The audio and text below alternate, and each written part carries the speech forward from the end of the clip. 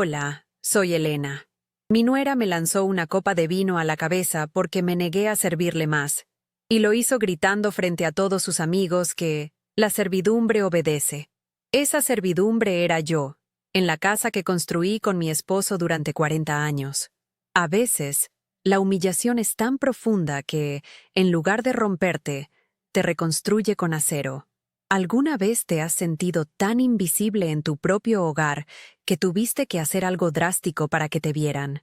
Antes de contarte qué fue lo que vio mi nuera a la mañana siguiente, algo que la hizo gritar de puro terror, déjame un comentario diciéndome desde dónde me estás viendo y suscríbete al canal.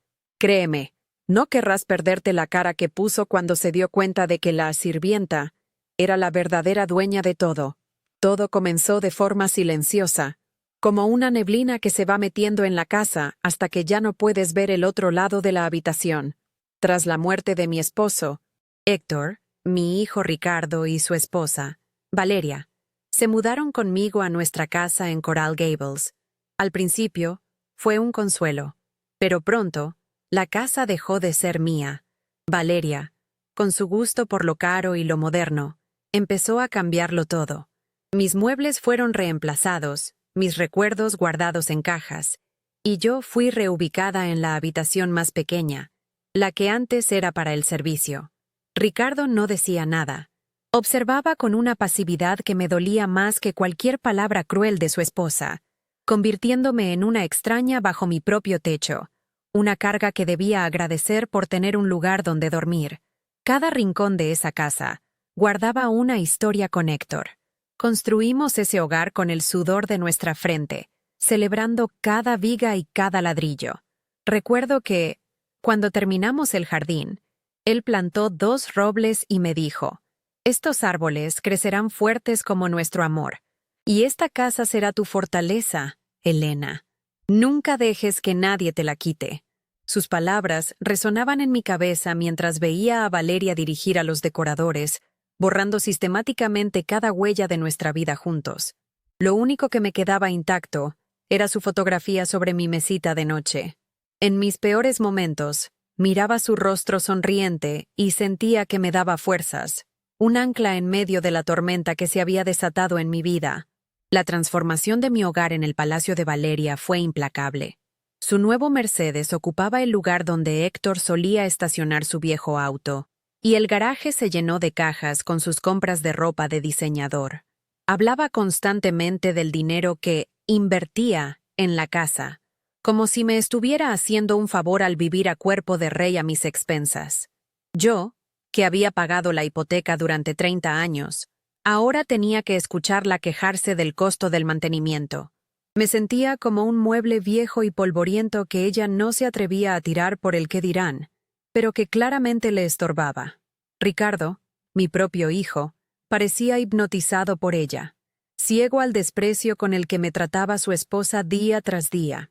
Esa noche, Valeria organizó una de sus cenas elegantes. La casa se llenó de sus amigos, gente ruidosa y superficial que me miraba con una mezcla de lástima y curiosidad, como si yo fuera una reliquia viviente. Me pidieron que ayudara a servir, y lo hice, para evitar un conflicto. Me movía entre ellos con la bandeja, escuchando sus conversaciones sobre viajes a Europa y Yates, sintiendo el peso de sus miradas. Cada copa que llenaba era una pequeña humillación.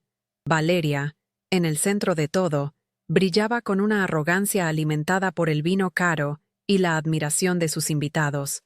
Yo solo quería que la noche terminara, desaparecer en mi pequeña habitación y aferrarme a la foto de Héctor. La tensión en el ambiente era palpable, al menos para mí.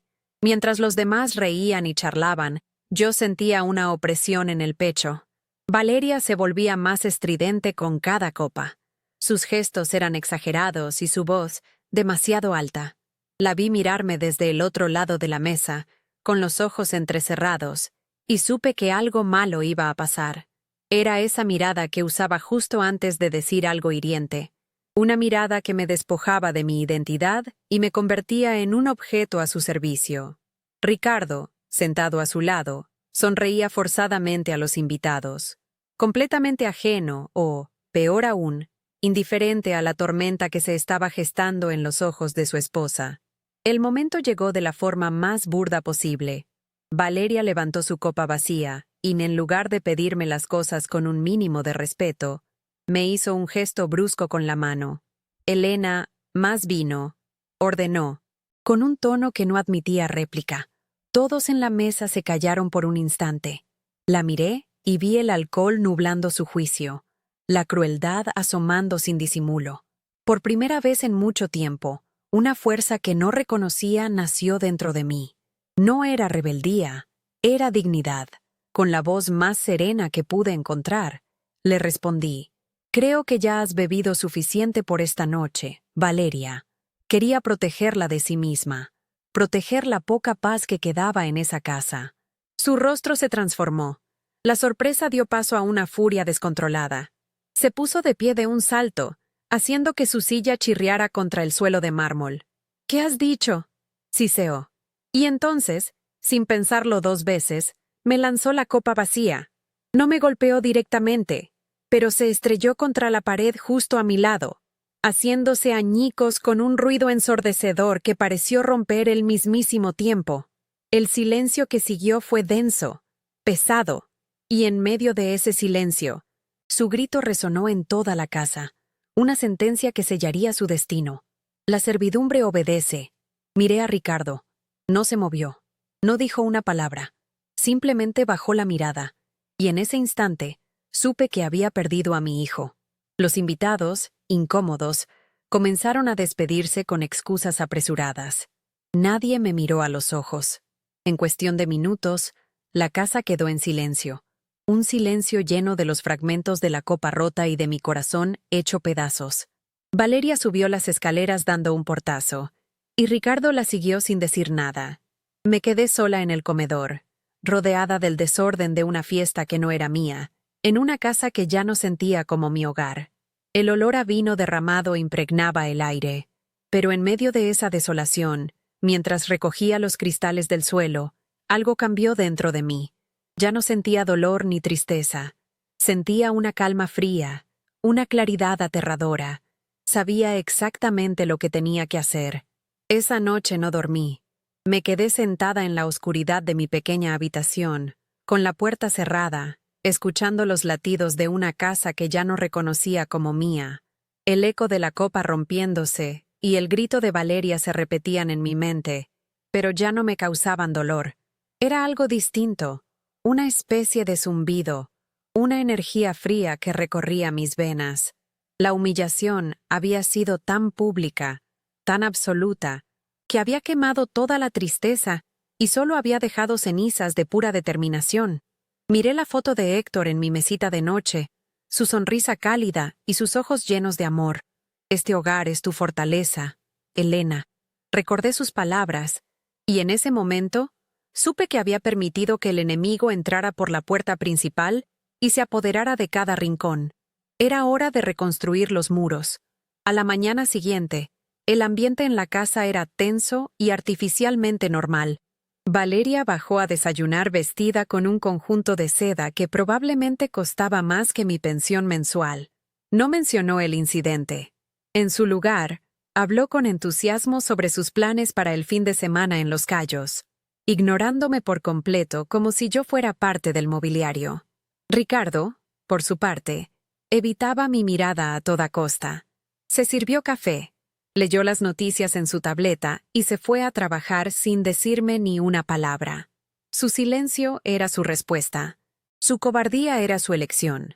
Me di cuenta de que no solo había perdido a mi hijo por la influencia de su esposa, sino que él mismo se había entregado voluntariamente. Esa indiferencia fue el último clavo en el ataúd de la esperanza que aún albergaba por él. Después de que se fueron, la casa quedó en un silencio sepulcral. Caminé por las habitaciones que ahora estaban decoradas con el gusto frío y minimalista de Valeria. Todo era blanco, gris y metálico. Había borrado los colores cálidos de nuestra vida, los pequeños detalles que Héctor y yo habíamos elegido juntos. Me detuve frente a un enorme cuadro abstracto que colgaba donde antes estaba nuestro retrato de bodas. Sentí una rabia sorda. No una explosión, sino un fuego lento que me calentaba desde dentro. Era la rabia de la invisibilidad, de ver tu propia historia borrada frente a tus ojos. Cada objeto nuevo en esa casa era un insulto, un recordatorio constante de que yo ya no pertenecía allí, de que mi pasado y mis sentimientos no valían nada. Subí al ático, un lugar que Valeria consideraba sucio y lleno de trastos viejos. Allí, entre cajas polvorientas, estaba el baúl de madera donde Héctor guardaba nuestros documentos importantes. Hacía años que no lo abría. El olor a cedro y a papel viejo me golpeó como una ola de nostalgia. Mis manos temblaban un poco mientras buscaba la llave. Dentro, debajo de viejas cartas de amor y fotografías de nuestra juventud, estaba la carpeta de cuero con los papeles de la casa. La saqué y me senté en el suelo polvoriento, bajo la luz tenue de una bombilla solitaria. Allí estaba, la escritura de la propiedad. La leí una y otra vez, aunque ya sabía lo que decía. La casa estaba única y exclusivamente a mi nombre. Héctor se había asegurado de ello. El testamento de mi esposo fue muy claro. Dejó a Ricardo una suma considerable de dinero y algunas inversiones. Pero la casa, nuestra fortaleza, me la dejó a mí en su totalidad. Habíamos hablado de ello muchas veces. El dinero va y viene, decía Héctor. Pero la tierra, el hogar, eso es seguridad. Quiero que siempre tengas tu lugar en el mundo, pase lo que pase. Ricardo nunca supo los detalles exactos del testamento. Asumió, como Valeria, que la casa era parte de la herencia familiar y que, por lo tanto, le pertenecía a él por derecho. Yo nunca sentí la necesidad de corregirlos. ¿Por qué lo habría hecho? Éramos familia. Qué ingenua había sido al pensar que los lazos de sangre eran más fuertes que la ambición y la codicia.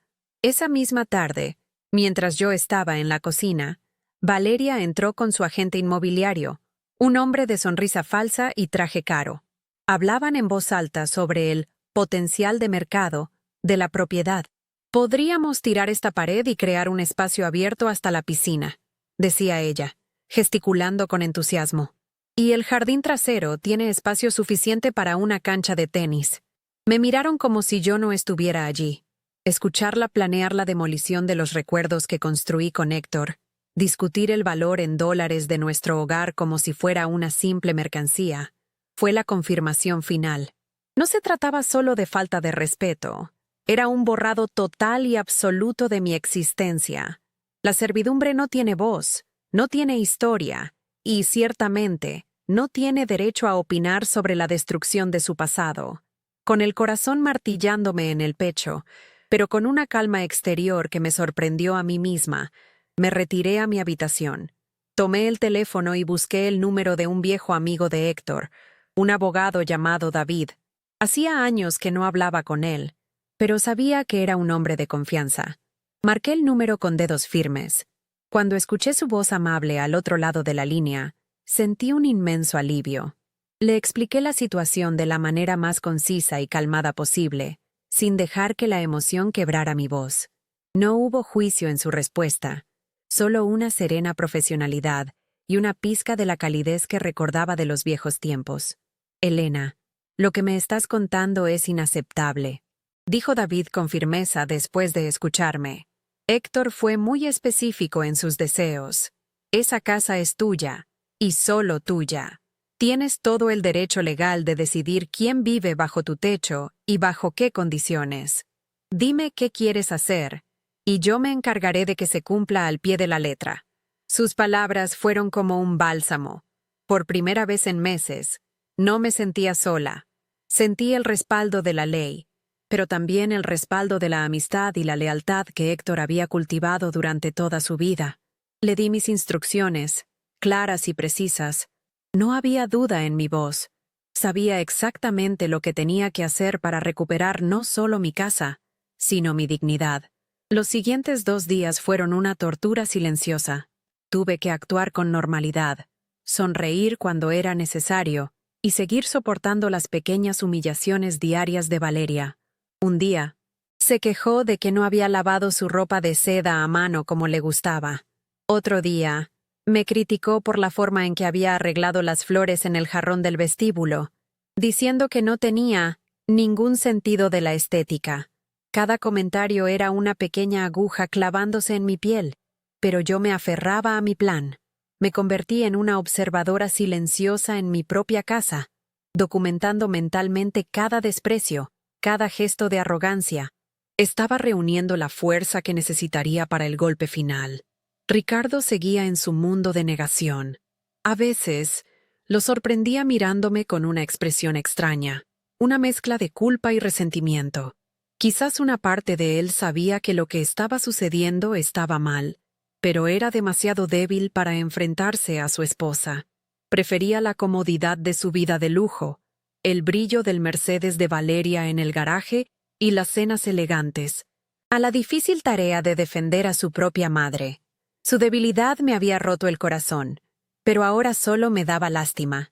Se había convertido en un espectador de su propia vida, un prisionero voluntario en una jaula dorada construida por la ambición de su mujer.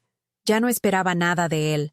La noche antes de que todo cambiara, me quedé despierta hasta tarde, mirando por la ventana de mi habitación hacia el jardín que Héctor y yo habíamos plantado. Los 2 robles que él había puesto en la tierra el día que terminamos la casa seguían allí, altos y fuertes, sus ramas meciéndose suavemente con la brisa nocturna. Eran un recordatorio de la permanencia, de las raíces profundas que yo tenía en ese lugar. Valeria podía cambiar los muebles y derribar las paredes, pero no podía arrancar esas raíces. Eran más fuertes que ella, más fuertes que su dinero y su desprecio. Mañana, el sol saldría, y la fortaleza que Héctor construyó para mí finalmente volvería a ser mía. La calma antes de la tormenta se había instalado, y yo estaba lista. El amanecer llegó con una extraña serenidad. Desperté antes que nadie, no por insomnio, sino con un propósito claro que me recorría el cuerpo como una corriente eléctrica. El aire en la casa era pesado, estancado, como siempre, pero yo respiraba con una ligereza que no había sentido en años. Preparé mi café en silencio, moviéndome por la cocina que una vez fue el corazón de mi hogar y ahora se sentía como un territorio ocupado. Cada objeto, desde la cafetera de diseño de Valeria hasta los frascos de especias exóticas que nunca usábamos, era un recordatorio de la invasión. Pero esa mañana no me afectaban. Eran simplemente cosas, objetos sin alma que pronto serían removidos. Observé el sol ascender a través de la ventana, tiñendo de dorado los robles del jardín. Era un día perfecto para una reconquista. Valeria bajó las escaleras alrededor de las 8, envuelta en una bata de seda color esmeralda. Su cabello estaba desordenado y tenía el ceño fruncido, una señal inequívoca de que la noche anterior se había excedido con el vino. Me vio sentada a la mesa con mi taza de café y, en lugar de un «buenos días», espetó. «¿Todavía no has preparado el jugo de naranja? Sabes que lo necesito para la resaca». No me moví. Simplemente la miré por encima del borde de mi taza y respondí con una calma que pareció desconcertarla. «La cocina está ahí. Puedes servirte tú misma». Su boca se abrió ligeramente, sorprendida por mi respuesta. Era la primera vez que no acataba una de sus órdenes implícitas. Una pequeña grieta apareció en la fachada de su autoridad, y aunque fue diminuta, para mí se sintió como un terremoto. Justo en ese momento, Ricardo entró en la cocina, ya vestido con su traje para ir a la oficina. Notó la tensión en el aire al instante. Miró a su esposa, luego a mí, y su rostro adoptó esa expresión de cansancio que yo conocía tan bien. «Por favor, no empecemos tan temprano», murmuró mientras se servía una taza de café, evitando el contacto visual con ambas. Valeria aprovechó su presencia para redoblar su ataque. «Tu madre se está volviendo insolente, Ricardo.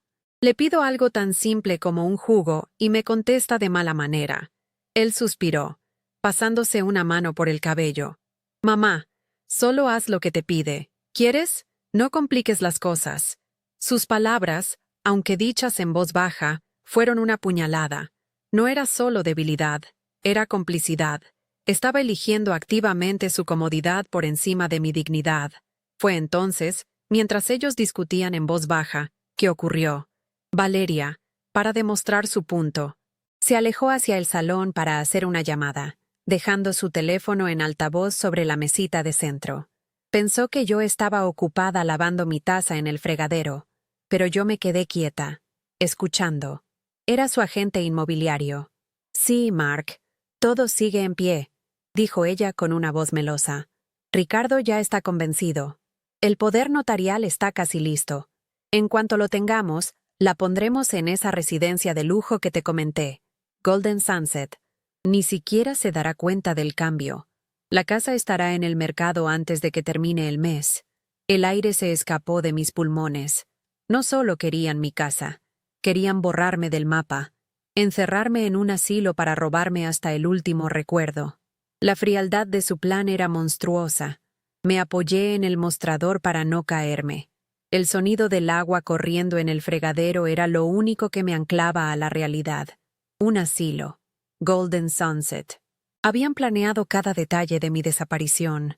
La humillación de la copa de vino no era nada comparada con esto. Esto era una traición de una magnitud que apenas podía comprender. Miré a mi hijo, que ahora revisaba correos en su teléfono, completamente ajeno a la conspiración que su esposa acababa de revelar a pocos metros de él. O quizás no era ajeno. Quizás él era el autor intelectual del poder notarial. El dolor que sentí fue tan agudo que se transformó instantáneamente en un hielo que congeló cada una de mis emociones. Ya no había dudas, no había misericordia. Solo quedaba la necesidad imperiosa de justicia. Mi teléfono vibró discretamente en el bolsillo de mi bata. Lo saqué con manos que, sorprendentemente, no temblaban. Era un mensaje de texto de David, mi abogado. Todo está listo. A las 9 en punto, como acordamos. Sea fuerte, Elena. Miré el reloj de pared de la cocina, un viejo reloj de cuco que Héctor y yo compramos en un viaje a Alemania. Marcaba las 8:41. Tenía menos de 20 minutos. Un extraño calor se extendió por mi pecho, disolviendo el hielo y dejando en su lugar una determinación de acero. Ser fuerte. No se trataba solo de ser fuerte por mí, sino por Héctor, por la vida que construimos juntos, por la promesa que le hice de proteger nuestra fortaleza. La cuenta regresiva había comenzado. Valeria terminó su llamada y volvió a la cocina con una sonrisa de suficiencia, completamente inconsciente de que yo había escuchado su sentencia de muerte social. ¿Ves, Ricardo? Todo se arregla con una buena planificación, dijo, dándole un beso en la mejilla. Luego, se dirigió a la nevera y sacó la jarra de jugo de naranja, sirviéndose un vaso con un gesto triunfante, como si haberlo hecho ella misma fuera una concesión magnánima. Yo la observaba en silencio, viendo no a mi nuera, sino a una extraña, una usurpadora que había calculado fríamente cómo despojar a una anciana de todo lo que amaba. Su arrogancia era tan vasta, tan ilimitada, que la hacía completamente ciega a la tormenta que estaba a punto de desatarse sobre su cabeza. Ricardo terminó su café y se levantó para irse. Se detuvo un momento junto a mí y, en un raro gesto de conexión, puso una mano sobre mi hombro. «Mamá, lo siento. Sé que es difícil», dijo en voz baja, casi inaudible. «¿Difícil?», pensé. Él no tenía ni la más remota idea de lo que significaba esa palabra. Le di una palmada en la mano, un gesto vacío que no transmitía nada de la tempestad que se arremolinaba en mi interior. «Que tengas un buen día, hijo», le dije, y mi voz sonó extrañamente distante, como si viniera de otra persona. Lo vi salir por la puerta, y supe que era la última vez que saldría de esa casa como el hombre que creía ser. Su elección estaba hecha, y las consecuencias estaban llamando a la puerta. Con Ricardo fuera, me dirigí al salón. Ignoré la mirada inquisitiva de Valeria y me senté en el viejo sillón de cuero de Héctor, el que ella había intentado mover al sótano en varias ocasiones. Era mi trono, y desde allí esperé. Tomé un libro de la estantería, pero no leí las palabras. Mis oídos estaban atentos al tic-tac del reloj de la pared. Cada segundo un martillazo que sellaba el destino de Valeria. 8:58. 8:59. El silencio en la casa era denso, expectante. Valeria estaba en el comedor, revisando catálogos de muebles. planeando el futuro de un reino que ya no le pertenecía. Se reía de algo que veía en una revista. Era una risa que pronto se convertiría en un grito. Exactamente a las 9 en punto, el timbre sonó. El sonido fue nítido y autoritario, cortando el silencio de la mañana. Valeria levantó la vista de su catálogo, molesta por la interrupción. «Elena, la puerta», gritó con su tono habitual de impaciencia. «Seguro es el repartidor con mis compras de Saks. Date prisa, que no quiero que dejen los paquetes en el porche». Dejé el libro a un lado y me levanté lentamente, saboreando el momento. Cada paso que daba hacia la puerta principal era un paso hacia mi liberación. Una pequeña sonrisa, la primera sonrisa genuina en meses, se dibujó en mis labios. No era el repartidor, era el principio del fin. Y yo, la sirvienta, era quien iba a abrirle la puerta. Abrí la puerta, y allí estaba David, el viejo amigo de Héctor. No era un hombre imponente, pero su presencia emanaba una tranquilidad y una autoridad que llenaron el umbral al instante. Llevaba un traje oscuro y bien cortado, y en su mano sostenía un maletín de cuero que parecía tan sólido y confiable como él. Me sonrió con calidez, una sonrisa que me recordó los viejos tiempos, las barbacoas en el jardín con Héctor riendo a su lado. Detrás de mí, escuché la voz impaciente de Valeria desde el salón. «¿Quién es? Si es una venta, diles que no estamos interesados». Su tono era cortante, acostumbrado a despachar al mundo como si fuera una molestia. Yo no dije nada. Simplemente me hice a un lado y, con un gesto de la mano, invité a David a entrar en la que, por fin, volvía a ser mi casa. Valeria apareció en el arco del salón, con una taza de café en la mano y una expresión de fastidio en el rostro. Su mirada pasó de mí a David, analizándolo de arriba abajo con desdén. «¿Y usted es?», preguntó, dejando la frase en el aire, esperando que él se sintiera intimidado y se presentara con sumisión. Pero David simplemente asintió con la cabeza, su calma inalterable. «David Morales. Vengo a ver a la señora Elena», respondió con una voz serena que no dejaba lugar a discusión. Valeria frunció el ceño, confundida. La situación no encajaba en su universo ordenado, donde ella daba las órdenes y los demás obedecían. La presencia de un extraño, un hombre de aspecto profesional que me trataba con un respeto que ella nunca me había mostrado, la descolocó por completo. Era como una pieza de un rompecabezas equivocado en su tablero de juego perfectamente controlado. «Elena no tiene ninguna cita», replicó Valeria, cruzándose de brazos y adoptando la postura de la dueña y señora de la casa. «Cualquier asunto que tenga con ella, puede tratarlo conmigo». Intentaba interceptar la conversación, reafirmar su control, pero su táctica falló. La ignoré suavemente, como si sus palabras fueran solo un zumbido de fondo. Me dirigí a David. «¿Te apetece un café?». Él aceptó con una sonrisa, y lo conduje hacia el salón, pasando deliberadamente junto a una Valeria petrificada por la sorpresa y la indignación. Nos sentamos, yo en el sillón de Héctor y David en el sofá de enfrente. Colocó su maletín sobre la mesa de centro con un sonido sordo y definitivo. El silencio que se instaló en la habitación fue tenso, cargado de preguntas no formuladas y de una autoridad que cambiaba de manos visiblemente. Valeria nos siguió al salón, su confusión transformándose rápidamente en una ira apenas contenida. Se quedó de pie junto a la chimenea, observándonos como un halcón. «¿Alguien puede explicarme qué está pasando aquí?», exigió. Su voz temblaba ligeramente, una fisura en su armadura de arrogancia. David me miró, esperando mi señal. Asentí levemente. Él abrió su maletín sin prisa, con la metódica calma de un hombre que sabe que tiene el control total de la situación. De su interior sacó una carpeta de cuero envejecido, la misma que yo había sacado del baúl de Héctor en el ático. El simple acto de poner esa carpeta sobre la mesa pareció absorber todo el aire de la habitación. Era un objeto cargado de historia, de promesas y, ahora, de poder. «Valeria, por favor, siéntate», le dije, mi voz sonando más firme de lo que jamás la había oído.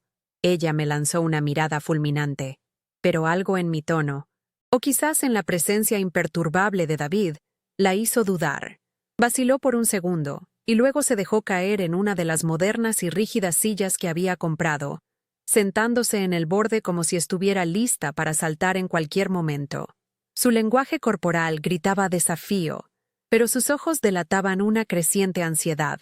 Ya no estaba en control, y esa pérdida de poder era, para ella, más aterradora que cualquier otra cosa en el mundo.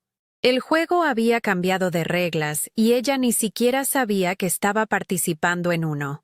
Mientras David desataba la cinta que cerraba la carpeta, mi mente voló por un instante al plan que Valeria había revelado por teléfono. Golden Sunset, un nombre tan poético para un lugar tan cruel. Un asilo de lujo para deshacerse de mí, para borrarme de mi propia vida mientras ella vendía mi hogar y se gastaba el dinero en más ropa de diseñador y viajes exóticos. Recordé el rostro de mi hijo, su pasividad, su complicidad silenciosa. Cualquier pizca de duda que pudiera haber albergado se evaporó en ese momento. Esto ya no era solo por la casa, era por mi vida, por mi dignidad, por el legado de amor y esfuerzo que Héctor y yo habíamos construido. La fortaleza debía ser defendida, y yo era la única que quedaba para hacerlo. David sacó un documento de la carpeta. Era la escritura original de la casa, con sus bordes amarillentos por el tiempo y el sello oficial del condado. También sacó una copia del testamento de Héctor. Colocó ambos documentos sobre la mesa, uno al lado del otro, de cara a Valeria. Ella los miró con desconfianza, sin entender su significado. ¿Y qué es esto? ¿Algún problema con la herencia? Ricardo se encargó de todo eso hace años. Si necesitas dinero, Elena, solo tenías que pedirlo, no montar este circo, dijo con un tono condescendiente, intentando reducir la situación a algo que pudiera comprender y manejar. El dinero. Su mundo giraba en torno a las transacciones, al valor monetario de las cosas y las personas. Estaba a punto de recibir una lección sobre un tipo de valor que no se puede comprar ni vender. No se trata de dinero, Valeria, intervino David con su voz tranquila pero cortante como el cristal. Se trata de la propiedad. La señora Elena me ha pedido que venga hoy para aclarar algunos puntos sobre la situación legal de esta casa. La palabra legal pareció resonar en el aire. La expresión de Valeria cambió. El desdén fue reemplazado por una chispa de genuina preocupación. Miró los papeles, luego a mí, y de nuevo a los papeles. Podía ver las piezas girando en su cabeza, tratando de encajar en un patrón que no la dejara en desventaja. Pero todas las combinaciones posibles la llevaban a una conclusión que se negaba a aceptar. La idea de que ella no fuera la reina indiscutible de ese castillo era simplemente inconcebible para ella. Antes de que David pudiera continuar, la interrumpí. Quería ser yo quien diera el primer golpe, quien estableciera los nuevos términos del compromiso. Me incliné hacia adelante, mis ojos fijos en los suyos, y dejé que el silencio se alargara por un momento. La vi tragar saliva, su máscara de confianza comenzando a resquebrajarse. Valeria, comencé. Mi voz era un susurro frío que llenó la habitación. David está aquí para supervisar, pero la conversación es entre tú y yo. Y es muy simple. Tenemos que hablar de tus planes y de cuándo exactamente piensas mudarte. La palabra mudarte quedó suspendida en el aire entre nosotras, cargada con el peso de todo lo que había sucedido, de cada humillación, de cada acto de crueldad. Su rostro pasó por una gama de emociones en segundos: incredulidad, burla, rabia, y finalmente, una pizca de pánico. Soltó una risa corta y nerviosa. ¿Mudarme? ¿De qué estás hablando, Elena? ¿Te has vuelto loca? Esta es mi casa. La convicción con la que pronunció esas últimas palabras fue casi patética. Se aferraba a una mentira que había construido para sí misma, una fantasía de poder y posesión. David, sin decir una palabra, simplemente deslizó la escritura de la casa por la mesa de caoba hasta que se detuvo justo frente a ella. Quizás quiera leer el nombre del único propietario registrado en este documento. Señora, dijo él con una cortesía devastadora. El momento de la verdad había llegado, Y su grito de horror, el que yo sabía que vendría, estaba a solo unos segundos de distancia. Valeria tomó la escritura con un movimiento brusco, sus uñas perfectamente cuidadas, tamborileando sobre el papel amarillento con impaciencia. Una sonrisa de suficiencia se dibujó en sus labios, mientras sus ojos escaneaban el documento, buscando el nombre de Ricardo, la prueba que confirmaría su control absoluto. La vi buscar y rebuscar, su ceño frunciéndose en una línea de confusión. El silencio se estiró, pesado y denso, roto solo por el suave tic-tac del reloj de la sala. Pude ver el momento exacto en que encontró mi nombre. Elena García, como única y exclusiva propietaria. La sonrisa se congeló en su rostro, transformándose en una mueca de incredulidad. El color abandonó sus mejillas, dejándola con una palidez cerosa que contrastaba violentamente con su costosa bata de seda. El papel tembló en su mano antes de caer sobre la mesa de caoba, como si de repente le quemara los dedos. «No», susurró, la palabra apenas audible, un hilo de sonido en la habitación silenciosa. Luego, levantó la vista, sus ojos fijos en los míos, buscando una señal de que todo era una broma de mal gusto. Al no encontrarla, la incredulidad dio paso a una furia helada. «Esto es falso. Es una falsificación. ¿De dónde sacaste esto, vieja bruja? ¿Crees que puedes engañarnos con un papel viejo y polvoriento?» Su voz comenzó a subir de volumen, llenándose de la histeria que yo conocía también. Se puso de pie de un salto, señalándome con un dedo acusador. «Llamaré a Ricardo ahora mismo. Él pondrá fin a esta locura. Él sabe que esta casa es suya, nuestra». Se aferraba a su mentira con la desesperación de alguien que se ahoga, negándose a aceptar que la corriente la arrastraba hacia una realidad que no podía controlar. David, mi abogado, ni siquiera se inmutó. Su calma era un muro de granito contra el que las olas de la furia de Valeria se estrellaban inútilmente. «Señora», dijo con una voz tan serena que resultaba aún más devastadora, «ese documento es la escritura original, debidamente registrada en los archivos del condado de Miami-Dade. Y este», añadió, sacando otro documento de su carpeta, «es el testamento del señor Héctor García. Le sugiero que lo lea con atención, especialmente la cláusula que se refiere a esta propiedad. Fue su última voluntad que su esposa, Elena, fuera la única beneficiaria de este hogar, para garantizar su seguridad y bienestar por el resto de su vida». Cada palabra era un clavo que sellaba el ataúd de su fantasía. Su seguridad, su bienestar. Palabras que Valeria había pisoteado sin piedad. La cara de Valeria se contrajo en una máscara de odio puro. «No me importa lo que diga un estúpido papel. Hemos invertido cientos de miles de dólares en esta casa.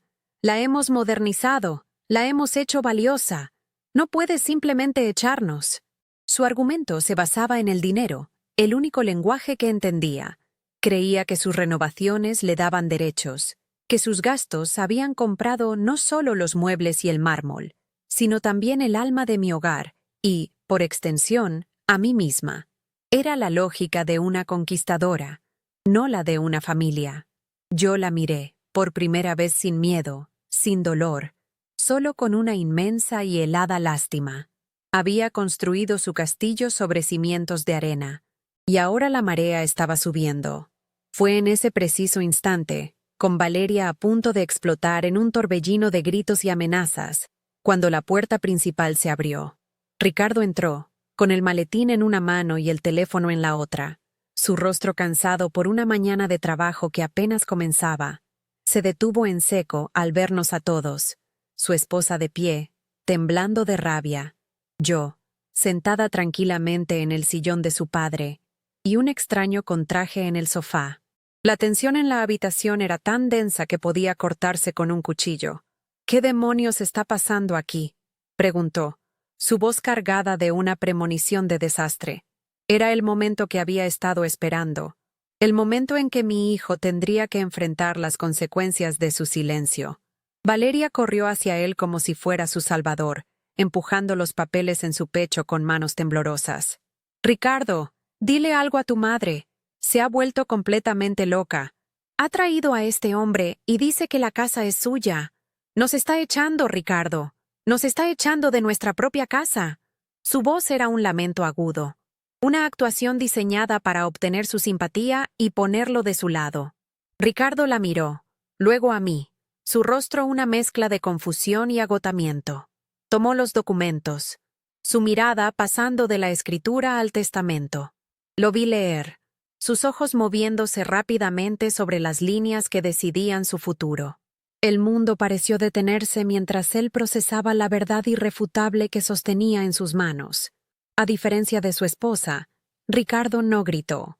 Su reacción fue mucho más terrible. Un silencio profundo y pesado cayó sobre él. El color desapareció de su rostro, y sus hombros, que siempre había llevado con la arrogancia de un hombre exitoso, se hundieron como si un peso invisible lo aplastara. Levantó la vista del papel, pero no me miró a mí. Miró a través de mí, a un punto en la pared, como si estuviera viendo el fantasma de su padre. Vi en sus ojos el reconocimiento de su traición, la comprensión tardía de que había permitido que la fortaleza que su padre construyó para protegerme se convirtiera en mi prisión. Su silencio era su confesión. Su vergüenza era mi victoria. «Hay algo más que deberían ver», dijo David en voz baja, levantándose y caminando hacia la gran ventana que daba al jardín delantero. Con un gesto sutil, nos invitó a mirar hacia afuera. Valeria, impaciente, fue la primera en asomarse, esperando no sé qué, y entonces lo vio. Un enorme camión de mudanzas estaba estacionado en la entrada, bloqueando completamente su preciado Mercedes blanco. 2 hombres, con uniformes de la empresa de mudanzas, estaban en el césped, envolviendo cuidadosamente en plástico protector sus carísimos muebles de diseño del patio. Era la imagen de su estatus, de su poder, siendo metódicamente desmantelado y empaquetado ante sus propios ojos. La realidad la golpeó con la fuerza de un tren de carga. El sonido que salió de la garganta de Valeria no fue una palabra. Fue un grito agudo, desgarrador, lleno de puro terror y rabia impotente. Era el grito de una reina destronada, de alguien que ve cómo su reino se desmorona en un instante. El grito que yo había anticipado, el que resonó en mi introducción. Pero escucharlo en vivo fue aún más impactante. No era un grito por una casa, era un grito por la pérdida de todo lo que definía su existencia. El lujo, el control, la superioridad. Corrió hacia la puerta, pero David se interpuso con calma. Les aconsejo que no interfieran con los trabajadores. Solo están siguiendo instrucciones, dijo él. Mis instrucciones, añadí yo desde el sillón, mi voz clara y firme. Ricardo, todavía paralizado, finalmente me miró. Había lágrimas en sus ojos, lágrimas de un niño perdido, pero ya era demasiado tarde para lágrimas. Había tenido su oportunidad de hablar, de actuar, de ser un hijo, y había elegido el silencio. Ahora, era mi turno de hablar. Ayer, Valeria, me dijiste que la servidumbre obedece, dije, y cada palabra caía como una gota de hielo. Hoy, la dueña de la casa te da una orden. Tienes 30 días para sacar todas tus pertenencias de mi propiedad. David se encargará de todos los detalles legales. Si intentan oponerse, él tiene instrucciones de iniciar un proceso de desalojo inmediato. Mi tono no era vengativo, era fáctico, el tono de alguien que simplemente está restableciendo el orden natural de las cosas. Me levanté del sillón de Héctor, sintiéndome más alta y más fuerte de lo que me había sentido en años. Caminé hacia la cocina, dejándolos a los 2 en el salón con los restos de su vida rota. Ricardo me siguió. Su voz un susurro quebrado. «Mamá, por favor». No sabía. Lo interrumpí, no con ira, sino con una finalidad tranquila. Sí, sabías, Ricardo. Quizás no los detalles legales, pero sabías lo que estaba mal. Y no hiciste nada. Ahora, ambos tienen que vivir con las consecuencias de sus elecciones. Abrí la nevera y saqué la jarra de jugo de naranja. Me serví un vaso, el mismo jugo que Valeria me había exigido esa mañana. El sabor era dulce, como el primer sorbo de libertad recuperada. La fortaleza, por fin, estaba a salvo. El silencio que siguió a mis palabras fue más ensordecedor que el grito de Valeria. Ricardo me miraba con los ojos de un extraño, como si nunca me hubiera visto de verdad. No intentó discutir ni defender a su esposa. Simplemente se quedó allí, un hombre hueco en un traje caro, mientras la realidad de sus decisiones se derrumbaba a su alrededor. Valeria, por otro lado, lo agarró del brazo, susurrando con una urgencia venenosa: «Ricardo, vámonos. No nos quedaremos aquí para ser humillados por ella». Él no se resistió, con una última mirada vacía en mi dirección, una mirada que contenía una vida entera de decepciones. Se dio la vuelta y siguió a su esposa hacia la puerta. No eligió el lujo sobre el respeto, eligió la sumisión sobre la familia. Y en ese momento, supe que el hijo que había criado ya no existía. La salida de Valeria fue un espectáculo de impotencia. Antes de cruzar el umbral, se giró y me lanzó una última mirada cargada de odio. «Disfruta de tu casa vieja y vacía, Elena. Te pudrirás aquí sola». Sus palabras ya no me herían. Eran el eco vacío de una reina sin reino, el pataleo de una niña a la que le han quitado su juguete más caro. Simplemente la observé irse, viendo cómo subía a su Mercedes, ahora libre del camión de mudanzas, y arrancaba con un chirrido de neumáticos que dejó una marca negra en la entrada de mi casa. Era una cicatriz superficial, fácil de limpiar, a diferencia de las que ella había intentado dejar en mi alma. Vi el auto desaparecer por la calle y, por primera vez en mucho tiempo, sentí que el aire que entraba por la puerta abierta era fresco y limpio. Durante las siguientes horas, me convertí en la supervisora silenciosa de un exorcismo. Los hombres de la mudanza, bajo la dirección tranquila de David, vaciaron la casa de cada rastro de Valeria. Se llevaron los sofás blancos impersonales, las mesas de cristal con bordes afilados, los cuadros abstractos que no decían nada. Vi cómo sacaban su enorme cama con dosel, su vestidor lleno de ropa que nunca usaba, y las innumerables cajas de zapatos de diseñador. Cada objeto que salía por la puerta era un peso que se me quitaba de encima. Era una purga, no solo de cosas, sino de la arrogancia, el desprecio y la tristeza que habían impregnado las paredes de mi hogar. Cuando el camión finalmente se fue, la casa quedó casi vacía, llena de ecos y espacios abiertos, pero se sentía más mía que nunca. Esa tarde, subí al ático y comencé a bajar mis cosas. Desenvolví el viejo retrato de bodas de Héctor y mío, y lo colgué de nuevo en la pared del salón, justo donde siempre había estado. Saqué mis libros, mis fotografías, las pequeñas cerámicas que habíamos coleccionado en nuestros viajes. Lentamente, metódicamente, comencé a devolverle el alma a la casa. Moví el sillón de cuero de Héctor a su lugar preferido junto a la ventana que daba al jardín, y me senté allí, sintiendo el calor del sol de la tarde en mi rostro. El silencio ya no era opresivo, era pacífico, era el sonido de la soledad elegida, no de la soledad impuesta. Era el sonido de la paz. Las siguientes semanas fueron de reconstrucción. Pinté las paredes con colores cálidos, los mismos que Héctor y yo habíamos elegido hacía 40 años. Volví a poner mis viejas cortinas de flores y llené la casa con el aroma de mis guisos, un olor que había sido desterrado por las dietas de moda de Valeria. Ricardo llamó un par de veces. Su voz sonaba pequeña, arrepentida. Me ofrecía excusas. Me decía que Valeria estabas pasando por un momento difícil, y me preguntaba si podíamos hablar. No le colgué el teléfono, pero mis respuestas fueron cortas y firmes.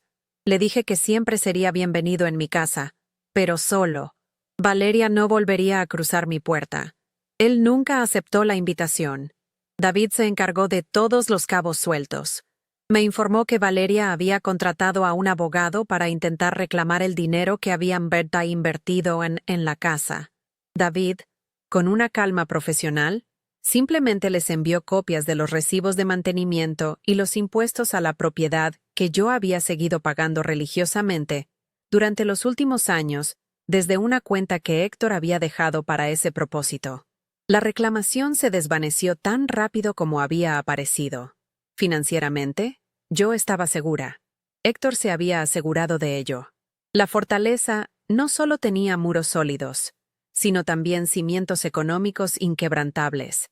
Un mes después del desalojo, recibí una carta. Era de Ricardo.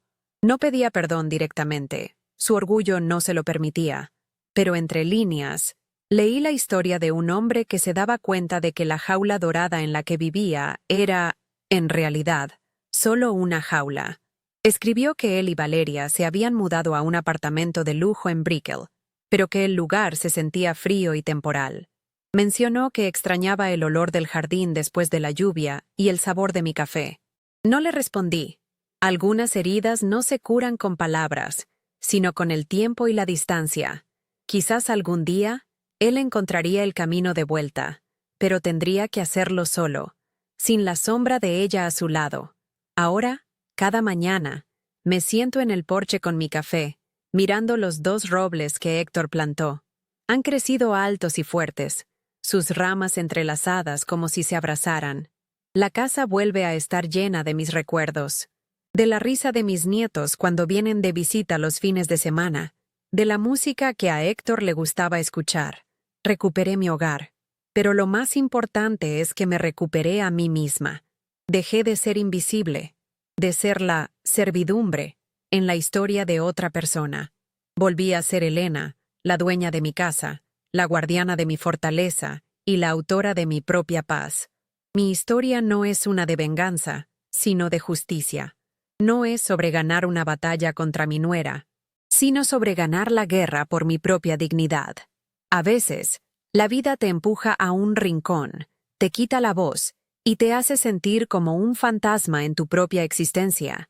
Pero incluso en la oscuridad más profunda, siempre queda una chispa de fuerza, un recuerdo, una promesa, que puede encender el fuego para reclamar lo que es tuyo. Mi fortaleza está en pie, más sólida que nunca, no porque esté construida con ladrillos y cemento, sino porque ahora está cimentada en el respeto que me debo a mí misma. Y esa es una estructura que nadie, nunca más, podrá derribar. Si algo he aprendido de todo esto, es que el silencio que sigue a una tormenta no es vacío, es espacio. Es el espacio que necesitas para respirar de nuevo, para escuchar tus propios pensamientos sin el ruido del desprecio ajeno. Mi casa, ahora despojada de los lujos fríos de Valeria, se siente más grande, más llena de vida que nunca. No la llenan los objetos, sino la paz. Cada rayo de sol que entra por la ventana ya no ilumina una prisión dorada, sino un santuario que me pertenece, un lugar donde mi espíritu puede, por fin, descansar y sanar. A veces, para recuperar tu hogar, primero tienes que vaciarlo de todo lo que no te permite ser tú misma, aunque eso incluya a las personas que creías que eran tu familia. El grito de Valeria esa mañana, el que prometí que escucharían, no fue por ver un fantasma. Fue el grito de alguien que se da cuenta de que su poder, construido sobre la humillación de otros, era una ilusión. La gente como ella no le teme a la justicia, le teme a la irrelevancia. Le aterra descubrir que el mundo no gira a su alrededor. Mi verdadera victoria no fue verla derrotada, sino darme cuenta de que mi fuerza no necesitaba gritar. Se manifestó en la calma de una taza de té, en la firmeza de un documento legal y en la decisión inquebrantable de decir, basta. La verdadera fortaleza no se mide por el ruido que haces al atacar, sino por la paz que sientes cuando por fin te defiendes. Una casa no es solo un conjunto de ladrillos y un techo. Es el lugar donde guardas tu historia, tu dignidad. Cuando permites que alguien te trate como un mueble viejo en tu propio hogar, no solo estás cediendo un espacio físico, estás entregando pedazos de tu alma. Proteger tu casa es protegerte a ti. Y no hablo solo de la propiedad legal. Hablo de ese espacio sagrado, ya sea una casa, una habitación o simplemente el rincón de tu mente donde nadie tiene derecho a hacerte sentir pequeño. Aprender a poner un límite, a decir, de esta puerta para adentro, mando yo, es el acto de amor propio más grande que existe. Y sé que muchos se preguntarán por mi hijo, por Ricardo. Esa es quizás la lección más dolorosa de todas. A veces, el amor no es suficiente para salvar a alguien de su propia debilidad. Hay personas que eligen la comodidad de una jaula dorada en lugar de la difícil tarea de ser leales y justos. Soltar no significa dejar de amar. Significa amarte a ti misma lo suficiente como para aceptar que no puedes librar las batallas de otros, especialmente cuando ellos han elegido luchar en el bando contrario. Mi puerta siempre estará abierta para el hijo que crié, pero él debe encontrar el camino de vuelta por sí mismo, sin la sombra de quien lo convirtió en un espectador de su propia vida. La transformación no ocurrió la mañana en que llegó el abogado. Ocurrió en la oscuridad de mi habitación, la noche en que una copa de vino se estrelló contra la pared. Ese fue el momento en que la humillación se convirtió en combustible. Fue cuando decidí que las palabras de mi esposo, "Esta casa es tu fortaleza", no eran solo un recuerdo bonito, sino una orden que debía cumplir. El resto, los documentos, el camión de mudanzas, fueron solo las herramientas. El verdadero cambio nació de una decisión interna, la de honrar a quienes me amaron y, sobre todo, la de honrarme a mí misma. La dignidad no es algo que te dan, es algo que decides no volver a perder nunca más. Quizás en tu vida no haya una Valeria con un Mercedes, ni una casa en Coral Gables en disputa, pero tal vez sí haya una voz que te hace sentir invisible, una situación que te roba la paz, o un espacio, físico o emocional, que ha sido invadido por la falta de respeto. Mi historia no es sobre una herencia, es sobre el derecho innegable que todos tenemos a ser los dueños de nuestra propia vida. Mira a tu alrededor. ¿Estás en tu fortaleza o en la prisión de alguien más? A veces, el acto más revolucionario es simplemente reclamar las llaves de tu propia casa y decidir quién tiene permiso para entrar. Mi viaje para recuperar mi hogar ha terminado, pero sé que el tuyo puede estar comenzando. Si mi historia ha resonado contigo, si alguna vez te has sentido como un extraño en tu propia vida y has luchado por recuperar tu voz, suscríbete a este canal. Aquí no solo contamos historias, construimos una comunidad para aquellos que han aprendido a convertir sus cicatrices en fortalezas. Déjame un comentario y dime qué parte de mi historia te tocó más. Leer tus palabras me recuerda que en esta batalla por la dignidad, aunque a veces nos sintamos solos, nunca lo estamos realmente.